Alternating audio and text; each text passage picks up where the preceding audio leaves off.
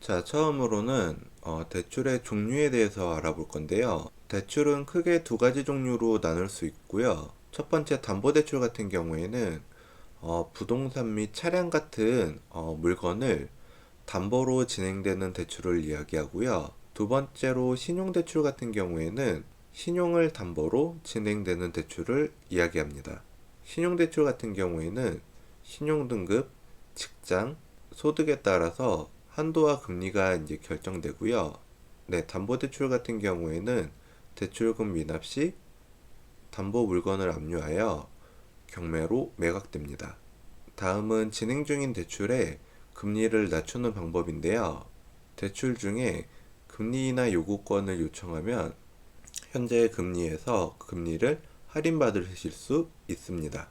금리나 요구권이란 대출 기간 중에 신용도가 높아지거나 승진을 하거나 연봉이 상승하는 등등 신용도에 긍정적인 요소가 발생되었을 때 신청할 수 있고요.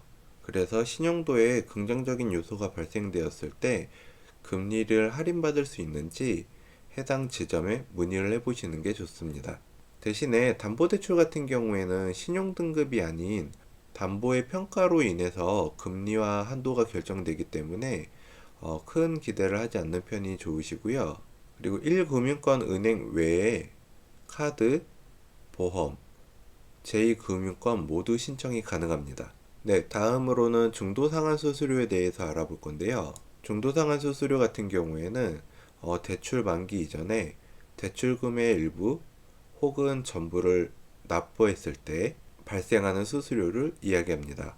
그래서 대출을 실행하기 이전에 중도상환 수수료의 여부를 확인해 주시는 게 좋고요. 그리고 중도상환 수수료 같은 경우에는 대출 기간 중에 낮아지는 경우가 있으니까 어떤 기간에 얼마의 중도상환 수수료가 발생하는지 꼼꼼하게 확인해 보실 필요가 있습니다.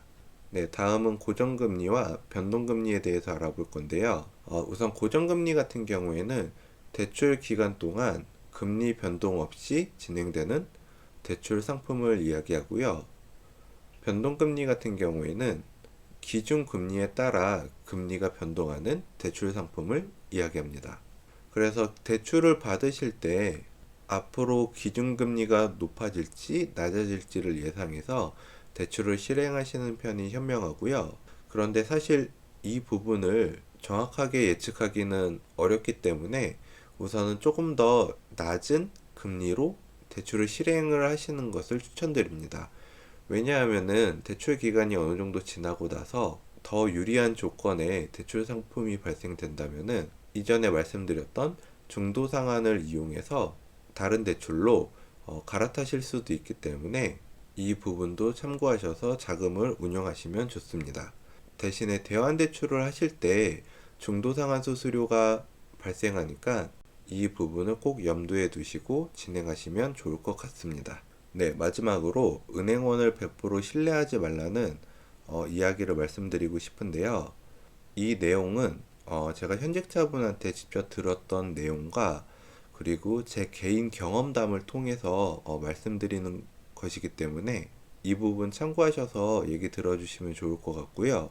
우선 직원에 따라서 금리 및 한도가 다를 수 있다라는 말씀을 드리고 싶어요. 먼저 제 경험담으로 제가 예전에 대출을 받을 때 금리와 한도를 안내 받고 나서 그 다음 주에 대출을 실행하려고 방문하니까 그때 담당하는 직원이 다른 분이 앉아 계셨어요. 그래서 그분이 저의 대출 실행을 도와주셨는데 더 많은 한도를 더 낮은 금리로 진행을 도와주셨어요. 그래서 저는 더 유리한 조건이기 때문에 큰 의심 없이 바로 진행을 했었는데 나중에 현직자인 그 지인분께 여쭤보니까 아마 신입 직원이지 않았을까라는 이야기를 해주셨어요.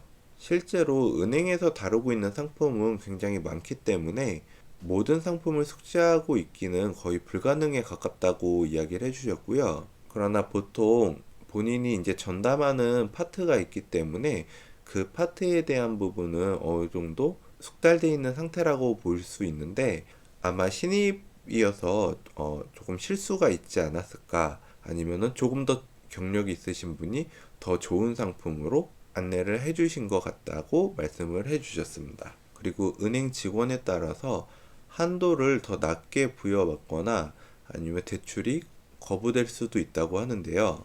우선 상담하는 은행원 같은 경우에는 1차 심사자의 권한이 있다고 합니다. 그래서 이 사람이 대출금을 매월 잘 납부할 수 있는 사람인지, 직장은 안정적인지, 소득은 안정적인지 1차적으로 검토를 한다고 하고요. 그래서 약간 부적합하다고 느끼면은 한도를 조금 감액해서 진행하는 경우도 덜어 있다고 합니다. 그리고 제 고등학교 동창 중에 대출이 거부난 친구가 한 명 있었어요. 그런데 그 친구 대출을 받아야 하는 이유가 부모님 병원비 때문에 좀 급하게 대출을 받아야 되는 상황이어서 그 사정을 직원분한테 말씀드리니까 큰 금액은 아니었지만 대출을 받은 경험이 있다고 해요. 그래서 제가 은행원인 지인분께 다시 그 부분도 여쭤보니까 불가능한 건 아니라고 이야기를 하더라고요.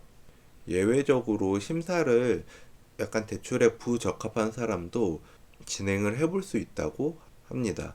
대신에 이 경우 같은 경우에는 대출을 진행해주는 직원과 지점장이 그 대출에 대한 책임을 져야 되기 때문에 흔한 경우는 아니라고 합니다. 은행이 추천하는 상품은 나를 위한 상품이 아닌 은행원의 실적을 위한 상품일 경우가 있습니다. 제가 예전에 적금을 들기 위해서 은행을 방문했을 때 당시에 방카슈랑스 상품인 보험 적금 상품을 추천해 주셨는데요. 물론 그 상품 자체가 나쁘거나 한 상품은 아니었지만 기간이 굉장히 긴 상품이었습니다. 근데 곰곰하게 생각해 보면은 단순히 적금을 들기 위해서 방문했던 것인데 굉장히 오랫동안 납입해야 되는 보험 상품을 추천해 준 게 조금 의아해서 이 부분도 같이 여쭤봤더니 은행에서는 각각 지점마다 목표로 주어지는 실적 타겟이 있다고 합니다. 그리고 이런 실적 타겟을 달성하는 데 따라서 직원의 인사평가도 달라지고요. 은행원들은 기본적으로 나에게 맞는 상품도 추천은 해주지만 은행원의 실적에 따라서 추천해주는 상품이 다를 수가 있다는 점을 참고해 주시면 좋겠습니다. 그렇기 때문에 우리가 상품에 대해서 더 많이 공부하고 가입을 하는 것이 더 현명한 방법이라고 생각됩니다. 네, 이번 영상은 여기까지고요. 영상이 마음에 드셨다면 좋아요, 구독 같이 부탁드리고 저는 다음에 더 좋은 영상으로 찾아뵙도록 하겠습니다. 시청해주셔서 감사합니다.